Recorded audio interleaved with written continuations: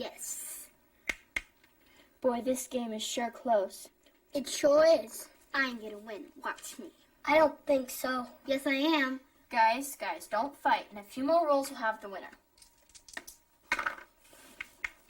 Kids, dinner's ready. I want you to put the game away right now and come eat. Yes, Mom. Yes, Mom.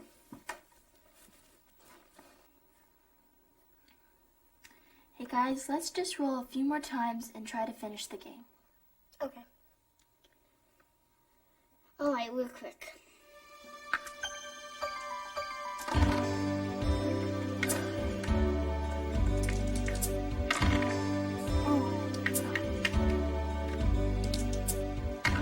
Yeah.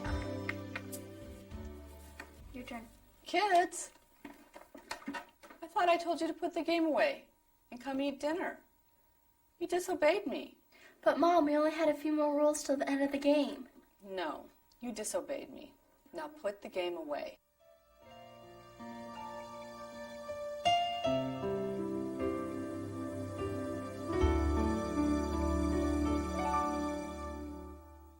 To another session of Growing Kids God's Way. In this particular session, we're going to talk about teaching your children how to make an appeal to your authority. Authority is God-given. It's biblically beautiful if it's understood. And one of the elements that brings harmony and balance to it, Anne-Marie, is the appeal process. And that's our objective tonight, is that you will walk away as parents understanding the concept of the appeal process and how it's going to balance out your parenting as well as make obedience attractive to your children. If you don't want to experience the frustration that you saw in this scenario, join us and we're going to share with you the importance of the appeal process. Well, here we are again. We're coming to the end of our core curriculum of Growing Kids God's Way. This lesson brings full circle the teaching presented in session 9 when we talked to you about what is the standard, what is obedience. In that particular session, we defined the character of obedience as being immediate, complete, without complaint, without challenge. Yes, you can expect this standard from your children. I know already, just talking to some of you, you're already there. Just after a few weeks, you have your children. They're becoming more and more characterized by first-time obedience. But the consistency of that response on the part of your child is a difficult task to require. And therefore, sensitivity must be present throughout the training process, or we as moms and dads risk emotionally abusing our children. And I know none of us really want to do that, certainly not intentionally and certainly not unintentionally. For example, though, discernment dictates that a parent not ask a child to turn off an approved television program only a few minutes before its conclusion. Can you imagine? A child has invested 55 minutes into watching this program. There is an energy level, there's an expectation level. We're coming to the end, and then all of a sudden, mom comes in and say, "Hey, I want you to wash up. Let's get ready for dinner." Now, that would be very frustrating. You are, by your instructions, calling your child to obedience. But look at this obedience. Look at the challenge. Look at the frustration your instructions are bringing. And of course, that's going to produce what is called unnecessary exasperation or unnecessary frustration for the child. Now, what is key, when you could just jot this down somewhere, the key word is unnecessary. That's the operative word, because by the very nature of obedience, that will often frustrate children anyway. But that does not mean we do away with the standard because they're frustrated. Remember this. Colossians 3:20 instructs children to obey their parents, for this is well-pleasing in the Lord. But listen, the Holy Spirit follows that up immediately with Colossians 3:21. Parents are not to exasperate their children. So the question is, how do you bridge these two commands? How do you call your children to obedience, to the biblical standard of obedience, to the consistency of obedience, to the character of obedience, and still not exasperate them, as 3:21 says? This is where the appeal process comes in. It allows you as parents to rightly exercise your authority while saving your child from unnecessary frustration. Let's go to the television illustration I just gave you, and let's work it through. Follow along as I read through this example. Nathan's mother was not aware that the television program he was watching was near to completion when she instructed him to turn it off and to wash up for dinner. Okay, I think you all can understand, visualize that scenario. Now, as a result of those instructions in that context, tension was created between her instructions and his need for compliance and his desire for compliance. Now, here's the problem. Does he leave the program and be frustrated by the obedience that he will give his mom, or should he risk disobeying his mother but satisfy his heightened moment of the story's conclusion? Because that story's conclusion is drawing him to it, right?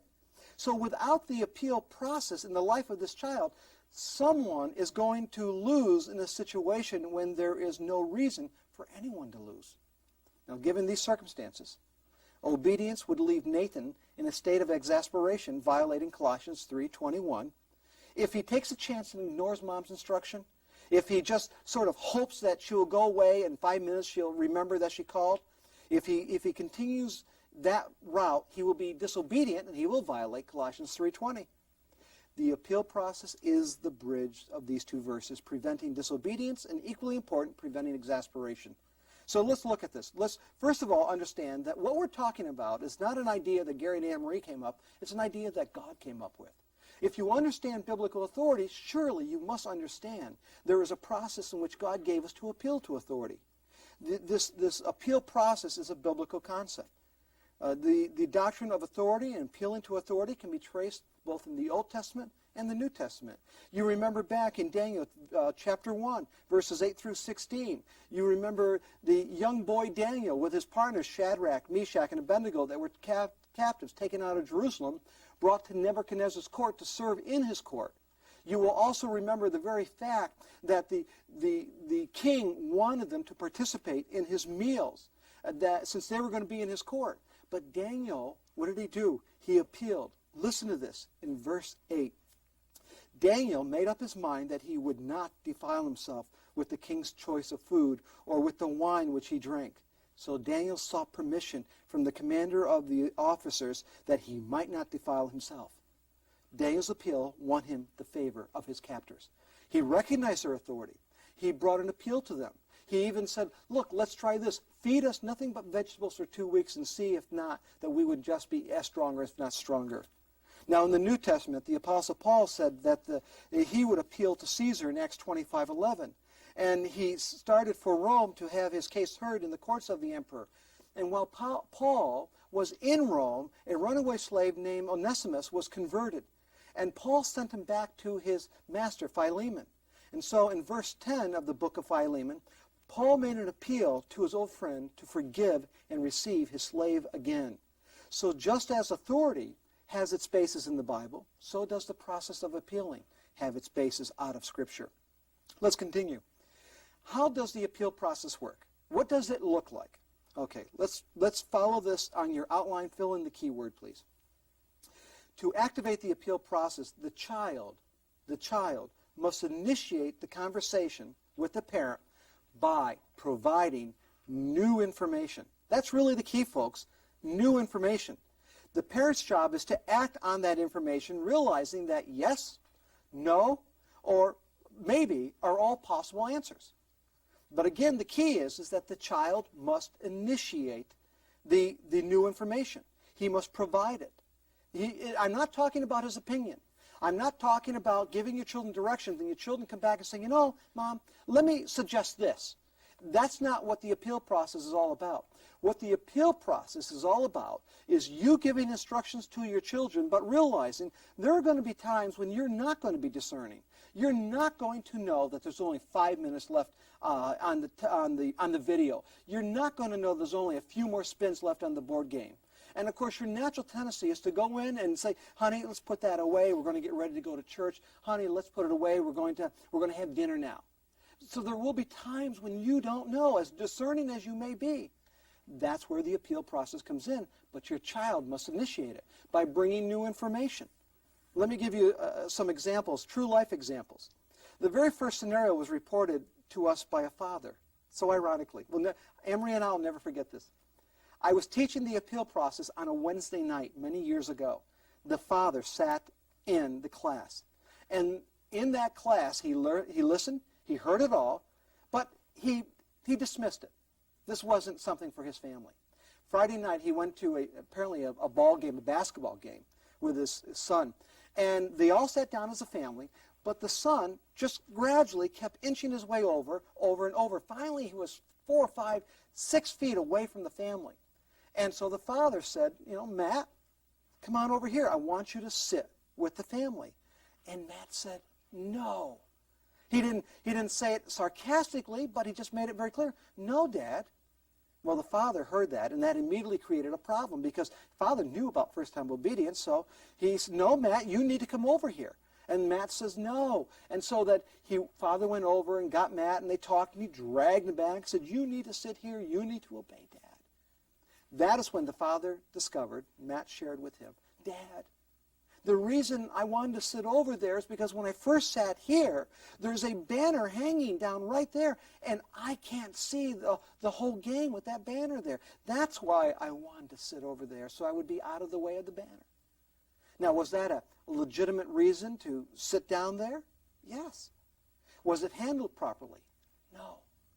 That's when the father realized, as he shared in class the next week, the mistake he made. He realized that if he had trained his son in the appeal process, this is what it would have looked like. As Matt moved down and sat by himself, and as the father said, Matt, I want you to sit here, instead of a no, Matt, with this new information that Dad didn't have, Matt would have gotten up, come down to the father, and simply said, Dad, I know you want me to sit here, but may I appeal? And then the father, knowing that those words are meaningful, would then ask the son, what information, new information, do you have? He says, Dad, when I sit here, I can't see. Now the father, with that new information, can pull back his instructions without compromising his authority. He could decide what is best. Maybe yes, maybe you can't sit over there. Or, son, why don't you sit here and I'll sit there? Or maybe sit over here next to your sister. Whatever, the father could have brought resolution without having the conflict that they ended up having. Let me give you another illustration. We were away on a ski vacation, a ski week with a number of our friends, and we rented a big house up in Mammoth. And the family that we were staying with and had dinner with had a son, and the son was about old, but he was a skier. And so it was getting late, and Dad thought it would be good for him to get ready to go to bed because tomorrow's another big day on the slope. So he called down to his son, who was down in the lower portion of the home. He said, Harrison, come on up here. Daddy wants you to get ready for bed. And now Harrison, we didn't know this. Harrison had all of his army men everywhere downstairs. I mean, they weren't scattered everywhere, but he was playing with them. It also happened that Harrison's bedroom was upstairs. All the little children slept downstairs. And so now you have this decision that has to be made. All of those little army men are all on the floor. Harrison knows if those little ones, and you're talking 3, 4, and 5-year-olds, find this here, they're going to be scattered everywhere. They're going to be stepping on them. So what's Harrison going to do? Father said, come. Let me tell you what Harrison did. We were in the kitchen, and this was such a blessing to our soul. Harrison came upstairs to his dad and said, Dad, may I appeal? And my ears picked up, and I said, I want to see how this works in this family. And Father said, yes. He said, Daddy, I have all my soldiers out downstairs. If I don't pick them up right now, and the other kids are getting ready to go to bed, they're going to be stepping all over them. May I pick them up first and then get ready for bed? Father said, yes, I didn't know that. That's very reasonable. Go ahead, son. And so Harrison went down, took care of it, came right upstairs, went to bed, no problems.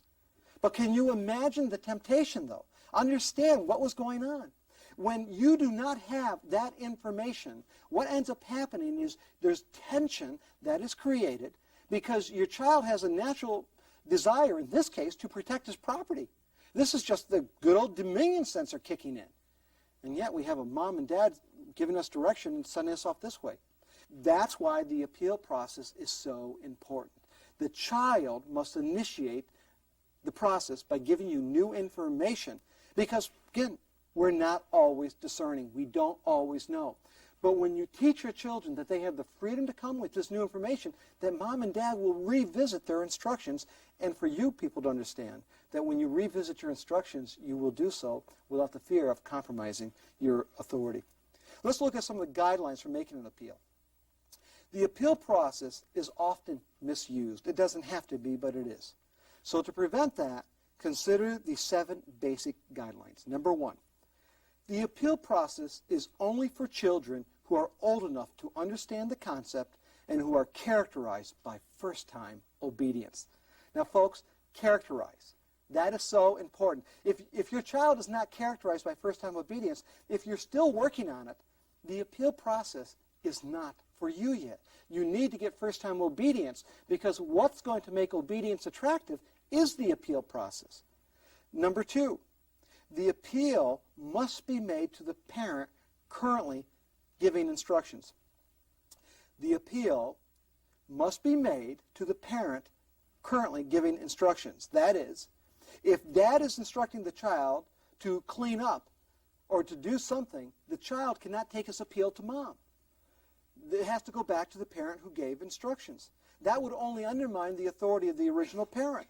So to demonstrate parental unity, neither parent should receive an appeal from a child who has not rightly dealt with the initiating parent. And you will understand that. If Joe gave instructions to their daughter and the daughter said, Mom, may I appeal Daddy's instructions? Mom can't say, well, sure you can. Mom needs to say, you know what, honey?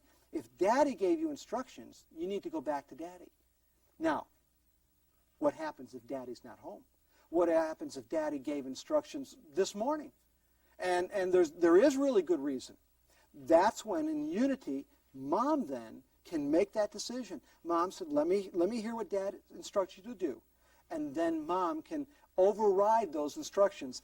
If she does, who's responsible? Mom is. Mom back to Joe. And so just keep that in mind. Guideline 3. Parents should only entertain an appeal when the child comes in humility. A gentle spirit communicates a child's recognition of his parents' right to rule and overrule. The child that comes and says, well, Mom, why can't I? Why don't I have that freedom? Or the child that puts their hands on their hips and looks at you, that is not an appeal. And you say, well, how do you teach your children humility? Well, first of all, through your actions. You can actually do that. When they come and say, well, Mommy, may I appeal? And say, okay, I'm going to show you. Listen to Mommy as I teach this to you. You say, Mommy, may I appeal? That's the tone that needs to come from your heart. Not the demanding one. That's the tone. That's how you teach it. You say, but maybe they don't have it completely in their heart. That's right. They probably don't.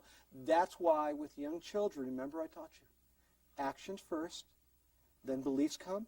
You form the pattern, and then the beliefs will come and follow. Okay. Let's go on. Guideline 4. Appeals can only be made once. Once. In other words, a child cannot repeat or plead his case. Once the appeal is heard, the child says, well, Daddy, let me try this angle. Maybe you didn't get it the first time. Child can't do that. Only once. Guideline 5. Start by teaching your children to use the exact phrase, may I appeal. Now, this is an Ezzo thing. The Bible doesn't say this. This is strictly an Ezzo thing. Listen, you guys ever in your life come up with 3 words that better signal the intent of this principle, you write us, you let us know. Okay? May I appeal? First of all, those words are so unique. They are so different. They're outside of the course of your normal conversation with your kids. Believe me, when your children say, may I appeal, you will pick it up a block away. And that's meaningful to them. Those words are special. Those words signify something to the child. You say, well, you know, that it just sounds like, it sounds like Perry Mason. Listen, your kids have never watched Perry Mason. It's not a legal term. May I ask the court to reconsider is a legal phrase. May I appeal says everything you need to say. Wrapped up in those 3 words is the child's acknowledgement of your authority. Phrases such as, can I say something? Or, but Mom, I can't. Or, can I ask why? They simply do not go far enough. Guideline 6, the appeal process is a privilege, not a way to avoid objectionable tasks or to get out of personal responsibilities. When you say, men, hey, it's Tuesday night, listen, son, it's your turn to take the garbage to the front of the street when the garbage man picks it up. Child says, Dad, may I appeal?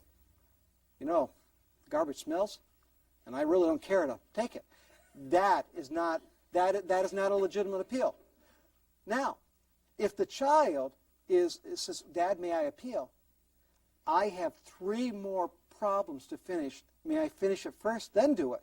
That's a legitimate appeal, because the child brought you new information that could potentially conflict with your instructions. The new information then allows you to back up, reevaluate, and say, yes, you can finish that, and in 5 minutes, I expect you to do it. Guideline number 7. If the appeal process is to work effectively, parents must be fair and flexible. Think about why you say no. Is there a good reason why it cannot sometimes be yes? One of the things that we enjoyed about the appeal process is that it gave Anne-Marie and I absolute freedom to direct our children. And it gave our children freedom, confidence, and built trust into them. Remember the Father's mandate? This is the way you build trust. It allowed them to have confidence that they could approach us with anything. If we gave some screwy instructions that we were out of touch completely with what's going on, they had no fear. They just had to come and say, Dad, may I appeal? Mom, may we appeal? We have also, as they grew up, it was very easy for us then to turn on many occasions and say, you know, Amy and Jenny, I know that this was planned. May we appeal to you girls? And many times we would yield to them simply because the circumstances dictated it. Ladies and gentlemen, as I said from the very first lesson, we will never ask you to put a value or teach your children a level of moral responsibility and hold them accountable to that level without you first being there too. The appeal process initially is something they're going to learn and they're going to be moving towards. All right? As they are moving towards maturity, though, you will find that you will exercise the very same thing back to them. Right now, I want to stop right here, and I'm going to have Anne-Marie come up to do the wrap-up with me. And, honey, when you do come up, let's make sure that we talk about how these folks are going to teach the appeal process at home. What's it going to look like tomorrow? So why don't you get ready, and Anne-Marie and I will get ready too. This is the best part of the teaching, is to have Anne-Marie by my side to answer some of the questions. So, honey, let's get some of your thoughts, and then we'll, as usual, we'll take their questions. Yeah, I know. I'm trying to think of where to begin, because I know they are going to have lots of questions. But I guess a few things. I'd like to go back to the illustration that you used of when the child will, you know, the instructions have been given by one parent, and then the child might go to another parent to appeal, and of course that's a no-no.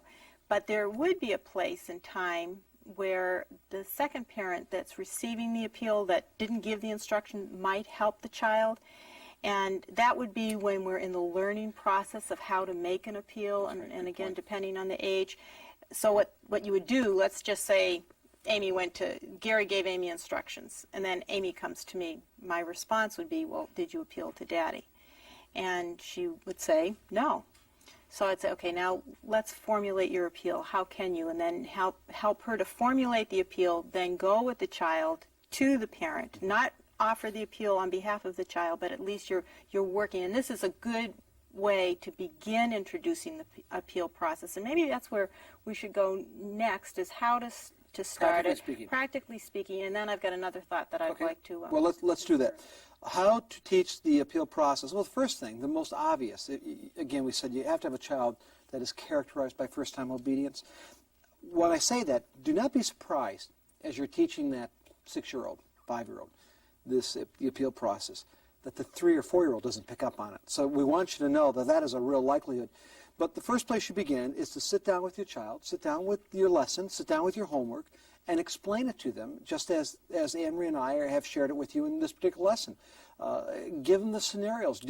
They could all relate to the games when they're playing games and they have a few more dice to throw, or they have the TV and there's only a few more minutes. So you could explain those scenarios. That's number one.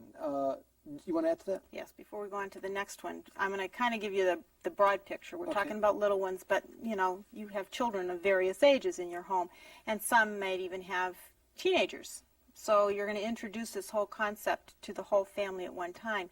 it is important, if you have those older children towards the middle years and the teens, that you do not only introduce this concept of the appeal process to them, but let them know that it is that moral courtesy. And you talked about a bit of that in the lesson.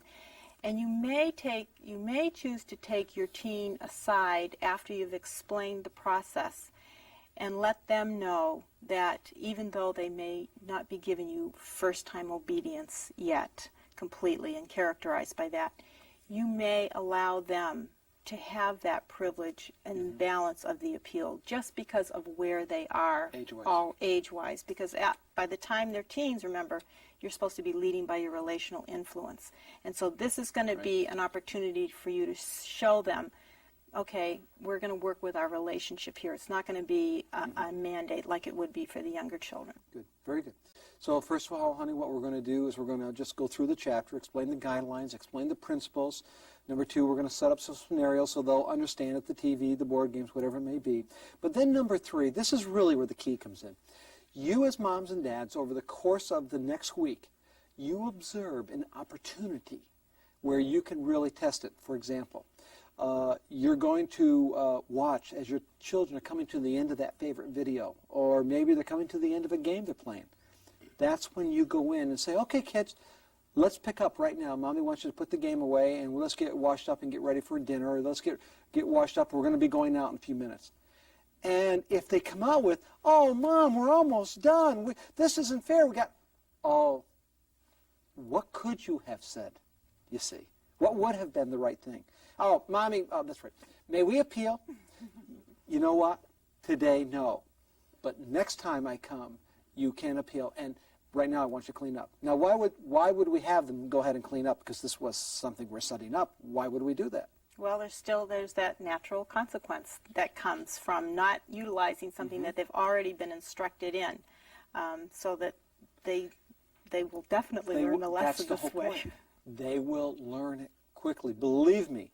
Later in the evening or tomorrow when you come in and say, all right, kids, I see you're almost done with that game, so why don't you just go ahead and pick it up right now and put it away.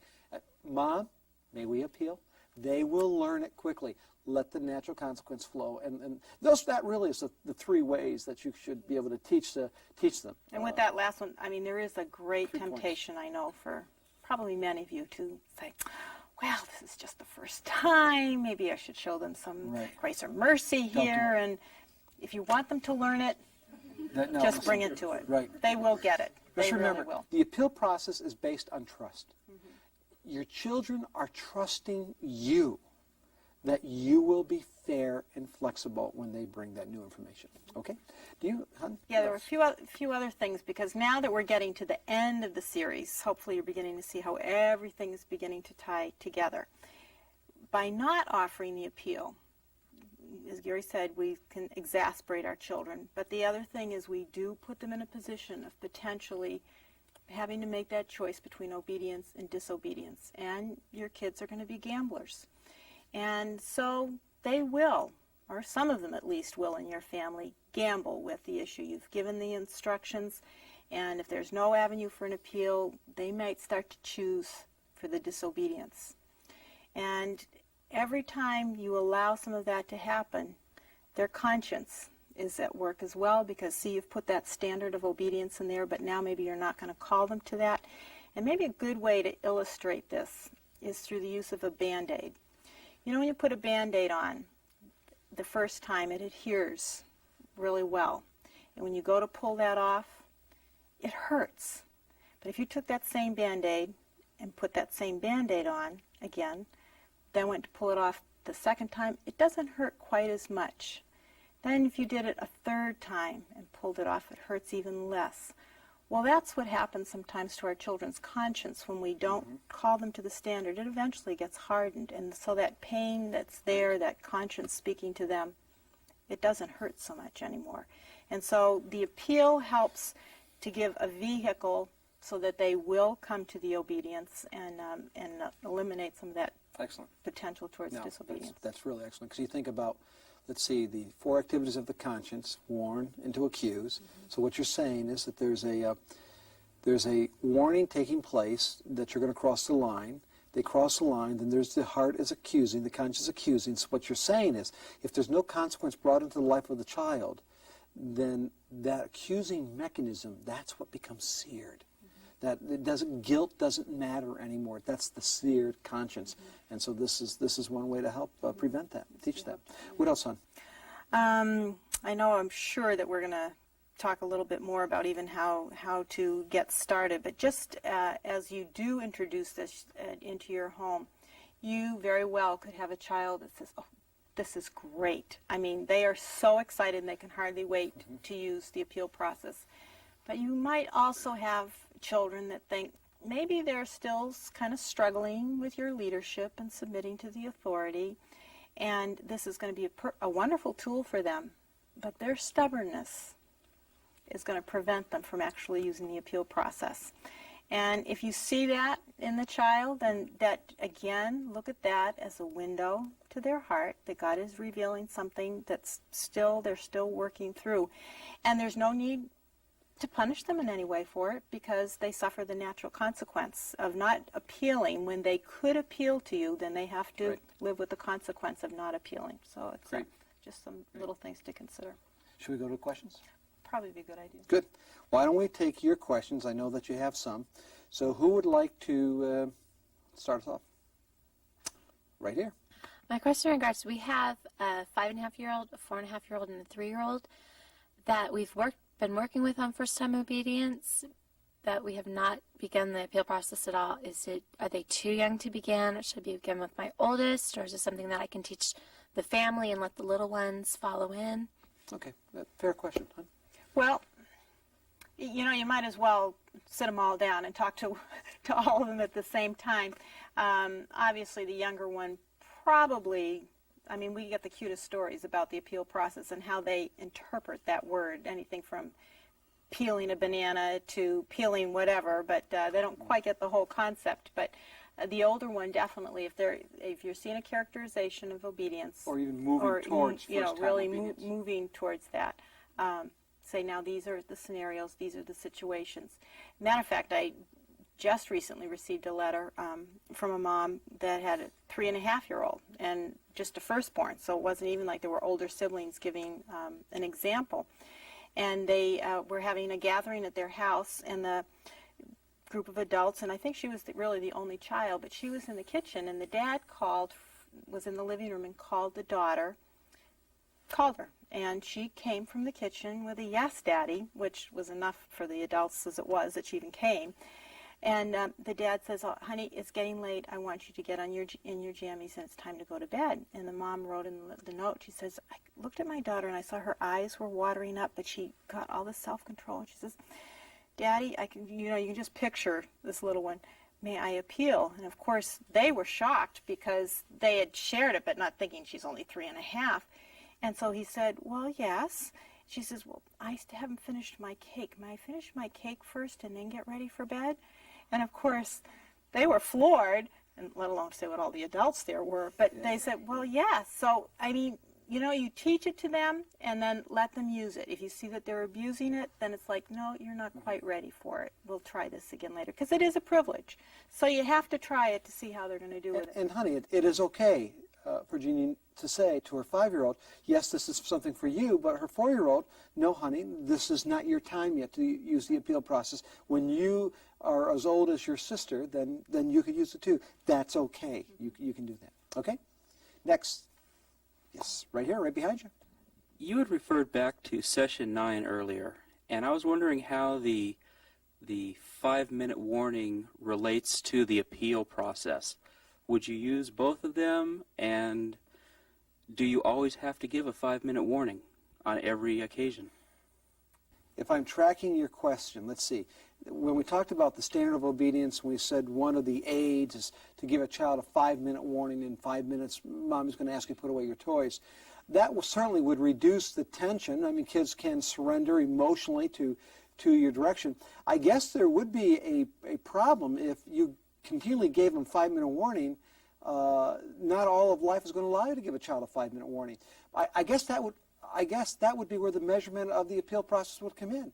Because there's going to be times when maybe you didn't think about a 5-minute warning. Maybe you didn't think it was appropriate. And maybe they are at the end of that video and there's only 2 minutes left. That's a good place to test. And the child will have opportunity to say, well, Dad, may I appeal? So I guess if you're relying on the 5-minute warning continually, I can't imagine that someone would do that. What are your thoughts? Well, I would say the appeal really picks up where we either don't give a 5-minute warning or it hasn't even occurred to us. So both of them are tools and vehicles to help bring that balance into our life so that we'll be that authoritative parent rather than the legalistic authoritarian parent. So it brings that balance, a biblical balance. 5-minute warning and the appeal process, in one sense, are cousins. Yeah, all working that's together. a good way of putting it. Other questions? Okay. Yeah. Let's come over here. Dwayne has a question. This may seem a little extreme, but what if you have a child who appeals everything? Well, if they're appealing everything, then they're not being responsible and using the appeal process appropriately. And so you would definitely say, you know, this is not to be appealed. And you might take the privilege away completely or teach into it, take the time. This is not something that you appeal. And, I mean, that's going to be a judgment call for you as parents as to if you're going to take it all away for just a season and then try them again because they might be too young to handle that freedom. Let's say, honey, that we've had this problem. The child says, well, Daddy, may I appeal? And Dad says no. And then the child comes back, well, Daddy, may I appeal a second time, something else. What then? Class, this is your test right here.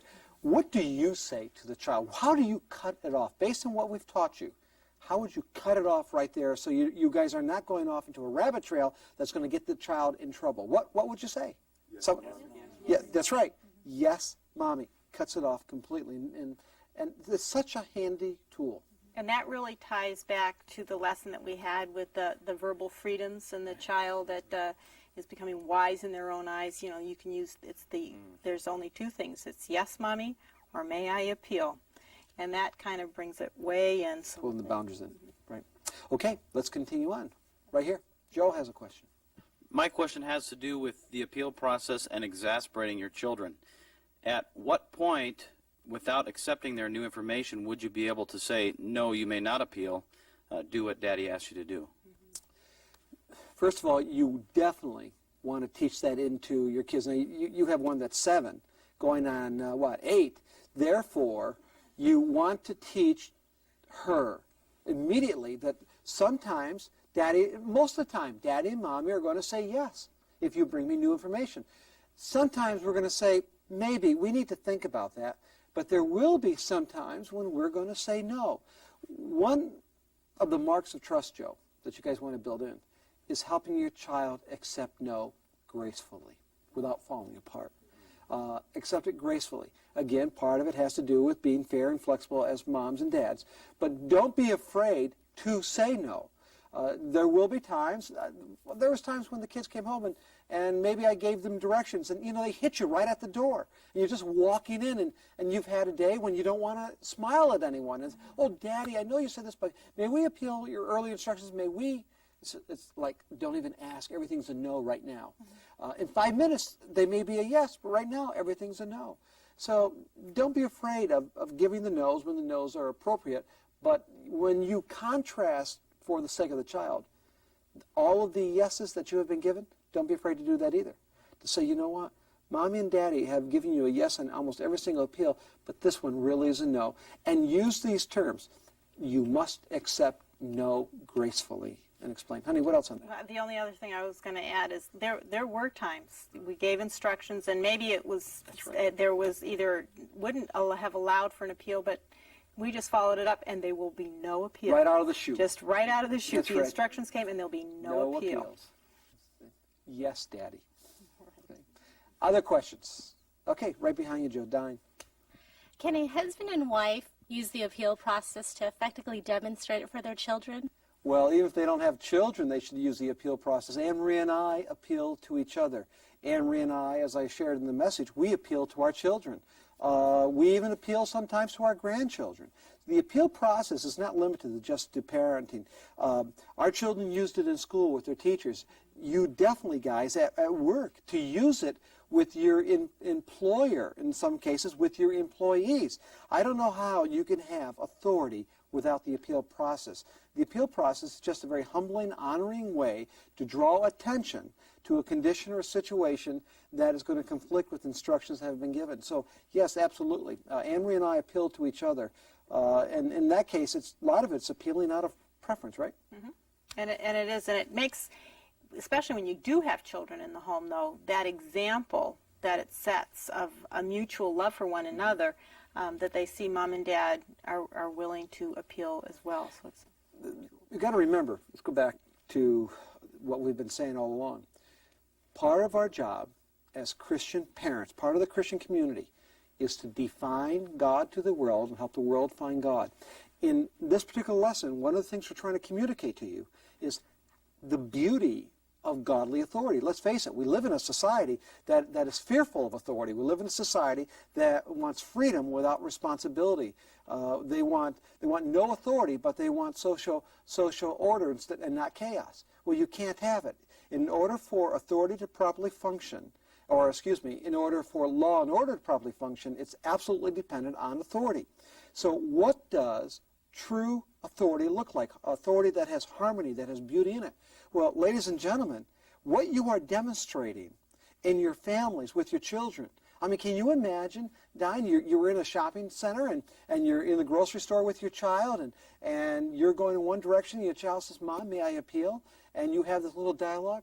You don't know who God is going to bring in just to hear that little portion of that dialogue that's going to paint the picture of what true biblical authority looks like. So our job's going beyond just bringing the may I appeal into our life of our children. It's in marriage, but more than that, it's a reflection of the greatness of our God. So let's, any last burning questions? Any last? Okay, Paul, let's take Paul's question and then we'll wrap it up on. Yeah, I was wondering what you would do with a child who says, may I appeal, and breaks right into their question without waiting to see if they even have permission to appeal. that's a good thought, because you do want them to wait to get a response. And so it's part of the teaching, you know, right up front when you're teaching the appeal process, you say, now you need to wait for mommy or daddy to say, yes, you may appeal. But if a child just begins, because some of them are like that, you can either go, excuse me, shall we start that again? You may give them that, especially if it's because it's a new thing that they're learning, and so that they wait for mommy and daddy to give that. And then if they still launch in again, say, oh, I'm sorry, you've lost the privilege for an appeal right now, and then later teach into it. Yeah. And the logical consequences, they could lose it right now, they could lose it for the next week, maybe the next 2 weeks. Whatever you think is necessary in order to help them understand the greater benefit of the appeal process. Well, this has been a great session. It's an important lesson. And in our next session, we're coming to the end. And so we have something special in this, well, that last Growing Kids God's Way. And it's amazing. We've made it through already. So we have something for you. We'll be back next time. See ya. Let's have some food.